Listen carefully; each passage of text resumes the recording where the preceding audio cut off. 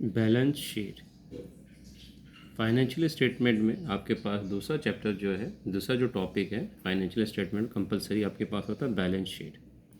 Balance sheet income statement के बाद बनाते हैं आप। सबसे पहले आप एडजस्टमेंट बनाते हैं, एडजस्टमेंट के बाद इनकम स्टेटमेंट बनाते हैं, इनकम स्टेटमेंट के बाद बैलेंस शीट बनाते हैं। बैलेंस शीट बनाने के लिए आपके पास ट्रायल बैलेंस होना ज़रूरी है। अब देखिए, बैलेंस शीट का हम पहले फॉर्मेट बना लेते हैं ताकि पहले इसको डिस्कस कर लें। सबसे पहले कंपनी का नाम आएगा, फिर यहाँ पे हम लिखेंगे बैलेंस शीट, जब बना रहे हैं वो आ गया। ये आपने लकीर लगा ली दोनों साइड, सेंटर में से एक लकीर लगाएंगे इस तरह। ये साइड आपकी एसेट है और ये साइड आपकी इक्विटीज़ की है। एक साइड एसेट, एक साइड इक्विटीज़। अब एसेट में सबसे पहले हम यहाँ पे करंट एसेट लेते हैं। एसेट में सबसे पहले हम क्या लेते हैं? Current asset. अब सवाल पैदा ये होता है कि करंट एसेट होता क्या है। ठीक है, सबसे पहले हम क्या लेते हैं इसमें? Current asset. करंट एसेट किसको कहते हैं? शायद हमने डिस्कस किया था पढ़ाते हुए, अगर आपको याद हो दोबारा बता देता हूँ। करंट एसेट, करंट एसेट से मुराद क्या है? जिसकी लाइफ शॉर्ट हो, short life of the asset, short life की लाइफ शॉर्ट हो, और दूसरा convert cash quickly, convert into cash quickly. उसको हम क्या कहते हैं? Current asset. करंट एसेट से मुराद क्या है? जिसकी एसेट की लाइफ शॉर्ट हो और कन्वर्ट हो जाए कैश में क्विकली, और डे टू डे चेंज। और क्या होगा? Balance day to day change, balance day to day change, यानी उसका balance day to day change होगा। सही है, उसको हम क्या कहते हैं? करंट एसेट कहते हैं। अब मिसाल के तौर पे हम आ जाते हैं यहाँ पे करंट एसेट लिखने के लिए, इसी डेफिनेशन को लेके। सबसे पहले कैश, ठीक है, कैश की जो फिगर होगी यहाँ ले लेंगे। कैश की लाइफ भी शॉर्ट होती है, ठीक है ना। और आज अगर आपके पास कैश सुबह में 1 लाख रुपए है तो शाम में 1 लाख से ज़्यादा हो सकता है, 1 लाख से कम हो सकता है, तो उसका बैलेंस चेंज होते रहता है, ठीक है ना। इसको हम क्या कहते हैं? Current asset. कैश के बाद आ जाए बैंक। बैंक भी ऐसा ही आपके पास है, बैंक की फ़िगर यहाँ ले लेंगे, ठीक है। बैंक आप ले लेंगे, बैंक की फ़िगर ये यहाँ आ गई। बैंक भी इसी तरह, आज बैलेंस कुछ होगा, सुबह शाम में कुछ होगा, कल सुबह कुछ और होगा। बैंक की बैलेंस भी आपके पास चेंज रहती है, ठीक है ना। इसकी भी लाइफ शॉर्ट होती है, यानी कि इस तरह नहीं कि 1 लाख रुपए तो 1 लाख रुपए आपका पूरा 1 साल, 1 साल से ज़्यादा बैंक में रहेगा, नहीं, ठीक। उसके बाद आप आ जाए अकाउंट सेवल। अकाउंट सेवल आपको मालूम है, जो पैसे आपने लेने होते हैं, जो आपने उधार सेल किए, अकाउंट सेवल, ठीक है।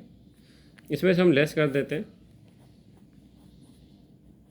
Allowance for bad dates. इसमें से हम क्या करते हैं? लेस कर देते हैं अलाउंस फॉर बैड, जो अब नेट वैल्यू होती है यहाँ पे ले लेते हैं। Account several less allowance for bad debts. Accounts में से क्या करेंगे? लेस कर देंगे अलाउंस फॉर बैड डेट्स। अब अलाउंस फॉर बैड डेट्स क्या होता है ये भी देख लें। अलाउंस फॉर बैड डेट्स हमारा कॉन्ट्रा एसेट होता है। अलाउंस फॉर बैड डेट्स हमारा क्या होता है? Contra asset. Allowance for bad dates, और एक और भी आएगा, वो भी यहीं पे भी एडवांस में लिख लेता हूँ।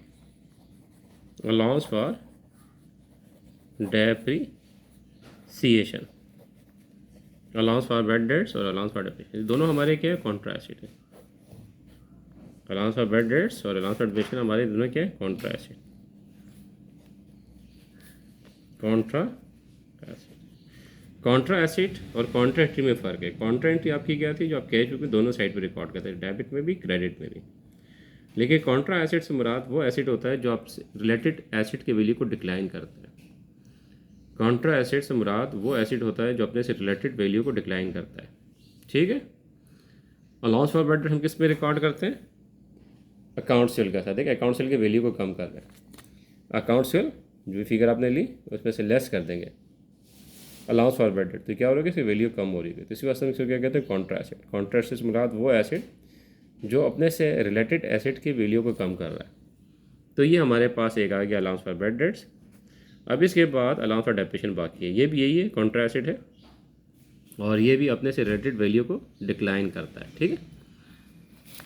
अच्छा, अब इसके बाद हमारे पास कैश आ गया, बैंक आ गया, accounts receivable, allowance for bad dates. इसके बाद मर्चेंडाइज इन्वेंट्री। मर्चेंडाइज इन्वेंट्री कौन सी हम देते हैं, एंडिंग यहाँ पे लिख देता था, आपको याद हो, जो बच गई हमारे पास वो फिगर यहाँ पे ले लेंगे, ठीक है। इसके बाद है प्रीपेड। प्रीपेड कुछ भी हो सकता है, उसके नाम आपके साथ जो भी लगाओ आप ले लेंगे यहाँ पे।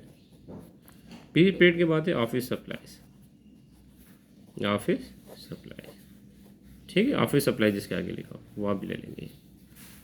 क्या आ गया, कैश, बैंक, अकाउंट्स वाले, merchandise inventory, prepaid, office supplies, ठीक है। ये मैंने यहाँ पे चंद आपके पास करंट एसेट लिख लिए ताकि आपको याद रहे कि करंट एसेट हम इसको यहाँ पे लेते हैं, ठीक है।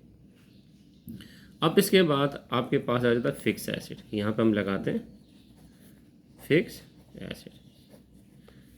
फिक्स एसेट की हेडिंग यहाँ लगाएंगे, ठीक है। इनका टोटल कर लेंगे, जो भी टोटल आ रहा है यहाँ पे लिख देंगे, ठीक है। ये टोटल आपका आ गया। उसके बाद है फिक्स एसेट। अब फिक्स एसेट क्या होता है, जिस तरह करंट एसेट है इसी तरह फिक्स एसेट भी हमारे पास है। फिक्स एसेट हमारे पास क्या देखें,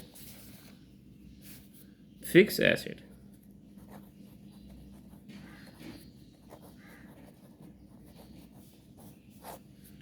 फिक्स एसेट क्या है, जिसकी लाइफ हमारे पास लॉन्ग लाइफ हो, वो शॉर्ट लाइफ था, इसका अपोजिट है ये लॉन्ग लाइफ। लॉन्ग लाइफ होगा पहला पॉइंट। दूसरा पॉइंट क्या होगा इसमें आपके पास, यूज़, परचेज फॉर यूज़, ठीक है ना, बॉट फॉर या purchase for use to long period into business, ठीक है। Bought for use to long period into business, short life, long life है, और आपने ख़रीदा है बिजनेस में लंबे इस्तेमाल के लिए, यानी 2 साल, 3 साल, 4 साल के लिए, ठीक। और not purpose of resale, resale करने के लिए नहीं। जैसे आप मर्चेंडाइज खरीदते हैं, मर्चेंडाइज के लिए ख़रीदते हैं, रीसेल के लिए ख़रीदते हैं, ठीक है ना। लेकिन वो एसेट जो आपने ख़रीदा हो, जिसकी लाइफ ज़्यादा हो, आप अपने बिजनेस में इस्तेमाल करना चाहते हैं, उसको हम क्या कहते हैं, और उसको सब आप रीसेल के मकसद के लिए नहीं खरीदा, हम क्या कहते हैं, फिक्स एसेट। मिसाल के तौर पे बिल्डिंग, फर्नीचर, ऑफिस इक्विपमेंट, ये सारी चीज़ें आपके पास क्या है, आप इसको ख़रीदते हैं, ख़रीदने के बाद लंबे इस्तेमाल के लिए अपने पास। मिसाल के तौर पर फर्नीचर, फर्नीचर की जो भी वैल्यू यहाँ ले लेंगे, लेस करेंगे इसमें से अलाउंस फॉर डेप्रिसिएशन, लेस करने की जो वैल्यू है यहाँ पे ले लेंगे नेट वैल्यू। देखिए मैंने बताया था allowance for depreciation, Contra asset अपने से रिलेटेड वैल्यू को डिक्लाइन कर रहे हैं, furniture less allowance for depreciation, furniture पे जो डेप्रिसिएशन लगा है वो आप यहाँ पे ले लेंगे, ठीक है। इसी तरह आपके पास बिल्डिंग है, लैंड है, ठीक है। अगर आपके पास बिल्डिंग है तो बिल्डिंग को भी हम यहाँ पे लिख लेंगे, बिल्डिंग लिख लिया, इसमें से लेस कर देंगे बिल्डिंग पे जो आपने डेप्रिसिएशन लगाया हुआ है, अलाउंस फॉर डेप्रिसिएशन माइनस करके जो फिगर आएगी यहाँ पे ले लेंगे। अब ये वाला टोटल और ये दोनों मिला के जो टोटल आ रहा होगा हम यहाँ पे ले लेंगे, ठीक है। ये ऐसे साइड कंप्लीट हो गई, करंट एसेट, फिक्स एसेट। अब आ जाए इक्विटीज़। अब पहली बात ये कि इक्विटीज़ क्या होती है, इक्विटीज़ एसेट तो हमने डिस्कस किया था, याद होगा एसेट, ठीक है ना। एसेट आपको डिस्कस किया था, याद कर चुके हैं हम, शुरू में हमने डिस्कस किया था, चलिए दोबारा रिवाइज कर देते हैं एसेट को। एसेट क्या, all kind of property into business, all kind of property into business, ये याद है, फ्रैंक वुड की डेफिनेशन थी, फ्रैंक वुड की, ठीक है। ये हमने एसेट। अब इस हमारे पास एक लफ्ज़ आ गया इक्विटीज़ दूसरे साइड पे। इक्विटीज़ क्या होता है,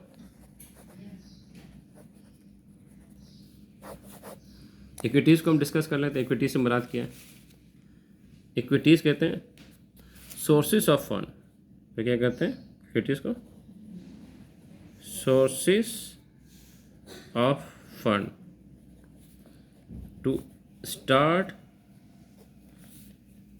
and operate to business is called equities.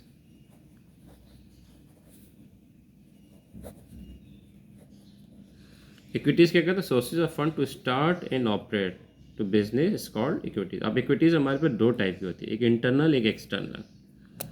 Equities की टाइप्स हमारे पास कितनी थी? दो. एक इंटरनल इक्विटीज़,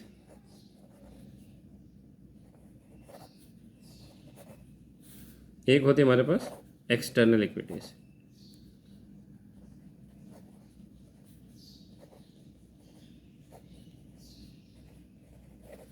इंटरनल और एक्सटर्नल इक्विटीज़. अब इंटरनल इक्विटीज़ क्या होती है?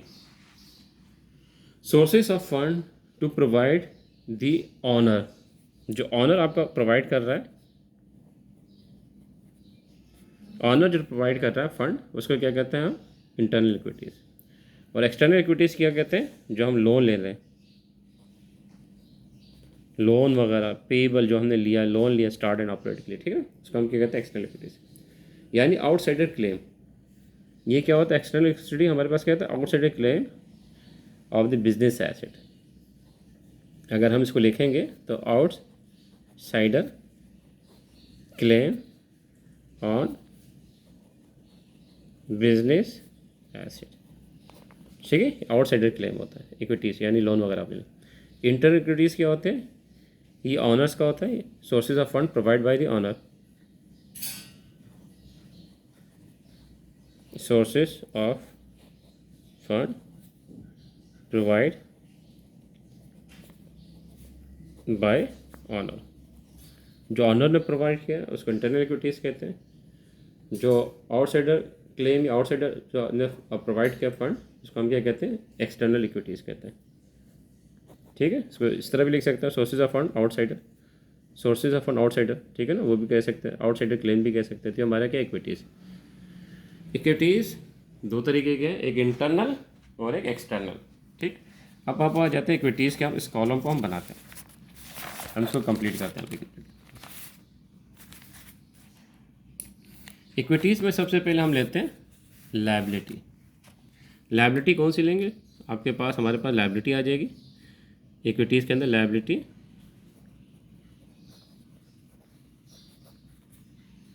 लायबिलिटी भी हम कौन सी लेंगे इसमें? Current liability. सबसे पहले हम लेते हैं लायबिलिटी कौन सी? Current liability. करंट लायबिलिटी से मुराद वो लायबिलिटी होती है जिसकी पेमेंट आपने एक साल के अंदर अंदर करनी है. मिसाल के तौर पे अकाउंट्स पेएबल, सैलरी पेएबल, ठीक है, ये हमने ले लिया, इसका टोटल आ गया, ठीक है. करंट लायबिलिटी से मुराद क्या लायबिलिटी है? जिसकी पेमेंट आपने विद इन 1 ईयर करनी है. यहाँ पे लिख देता हूँ ताकि याद रहे.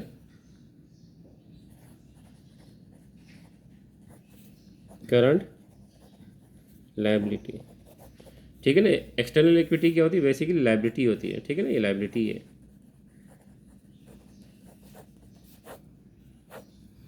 और लायबिलिटी में क्या है? करंट लायबिलिटी, पेमेंट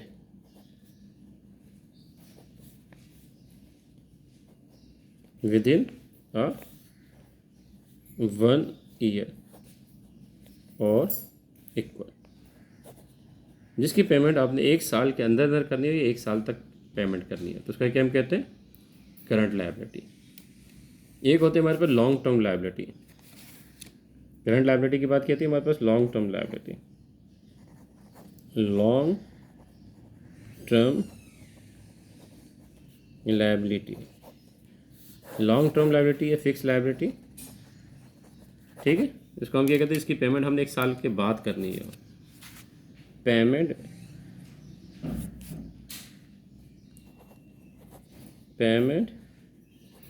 जिसकी हमने करनी आफ्टर 1 ईयर.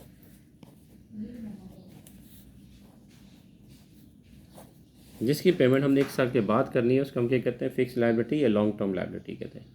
करंट लायबिलिटी से मुराद जिसकी पेमेंट आपने 1 साल के अंदर अंदर 1 साल तक करनी है, करंट लायबिलिटी। दूसरी लायबिलिटी लॉन्ग टर्म लायबिलिटी है। लॉन्ग टर्म लायबिलिटी से मुराद जिसकी पेमेंट आपने 1 साल के बाद करनी है, यानी 2 साल, 3 साल, 4 साल, 5 साल, तो हम क्या कहते हैं लॉन्ग टर्म लायबिलिटी। ये लायबिलिटी किसकी टाइप से? एक्सटर्नल इक्विटीज़ की, ठीक है ना। इक्विटीज़ कौन से? एक्सटर्नल, ठीक है, उसकी टाइप से है 1 2। एक हमने ले ली सबसे पहले करंट लायबिलिटी ले ली, उसका टोटल कर दिया। अब हम लेते हैं long term liability. Long term, अब लॉन्ग टर्म लायबिलिटी में हमारे पास बैंक लोन या मॉर्गेज हमने कोई लिया हुआ, मॉर्गेज कोई लोन लिया हुआ हम यहाँ पे लिख लेंगे, ठीक है, लॉन्ग टर्म लायबिलिटी। अब इसके बाद आ जाता है, ये तो था आपके लायबिलिटी क्या था? External equities. अब आ जाए internal equities. Internal equities means ownership.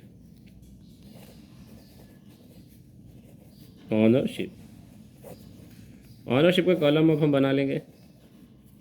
Ownership के कॉलम में आप फॉर्मेट लेके चलेंगे। सबसे पहले आप यहाँ लेंगे बिगनिंग कैपिटल। बिगनिंग कैपिटल यानी साल के शुरू में आपके पास कैपिटल कितना था वो यहाँ पे ले लेंगे। फिर इसमें हम ऐड करते हैं एडिशनल इन्वेस्टमेंट। एडिशनल इन्वेस्टमेंट जो भी होगा इसमें ऐड कर देंगे। फिर हम क्या करेंगे, इसमें ऐड कर देंगे नेट प्रॉफिट। अगर नेट प्रॉफिट हो रहा तो ऐड हो जाएगा, लॉस हो रहा तो लेस हो जाएगा, सही है। फिर हम इसमें से लेस कर देंगे ड्राइंग। अब जो फिगर आएगी यहाँ पे ले लेंगे। अब ये 1 2 3 ये तीनों फिगर हम यहाँ पे ले लेंगे। दोबारा रिपीट करते हैं तो ऑनरशिप में सबसे बिगनिंग कैपिटल यानी साल के शुरू में कितना था, साल के दौरान कितनी मजीद एडिशनल इन्वेस्टमेंट की है वो लिख लेंगे, दोनों को ऐड करेंगे। नेट प्रॉफिट हो रहा तो ऐड कर देंगे, अगर लॉस हो रहा तो लेस कर देंगे। प्रॉफिट हो तो ऐड, लॉस हो तो लेस। फिर ड्राइंग लेस करेंगे। ये फिगर और ये फिगर तीनों यहाँ पे लिख लेंगे। ये दोनों साइड आपकी इक्वल होगी। मिसाल के तौर पर अगर आपके पास यहाँ पे 100 आ रहा है तो यहाँ पे भी आपके पास 100 आएगा, यानी दोनों साइड आपकी इक्वल होगी। ये भी 100 होगी, ये भी 100 होगी, दोनों साइड इक्वल होगी, ठीक है। इक्वल नहीं है तो इसका मतलब आपने कहीं प्लस माइनस में कोई गलती की है। ये नेट प्रॉफिट था तो ऐड कर दिया। अगर लॉस हो रहा हो तो आप क्या करेंगे, लेस कर देंगे। नेट लॉस अगर आपके पास आ रहा है तो क्या करेंगे, यहाँ लेस कर देंगे। प्रॉफिट हो तो ऐड, लॉस है तो लेस, ठीक है, ये याद रखना। बाकी ये फॉर्मेट आपका इनकम स्टेटमेंट का बन गया। Income statement sorry balance sheet, ये बैलेंस शीट का फॉर्मेट बन गया। बैलेंस शीट आपने इसी तरह बनानी है और हमने काफ़ी डिटेल में बैलेंस शीट को डिस्कस कर लिया। एक एक चीज़ को हमने रिकॉर्ड कर लिया और बैलेंस शीट की आपने प्रैक्टिस करनी है और इसी तरह बनाएंगे।